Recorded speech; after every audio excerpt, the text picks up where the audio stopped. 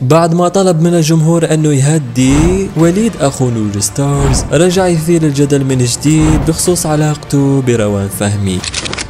اهدوا شوي يا جماعة.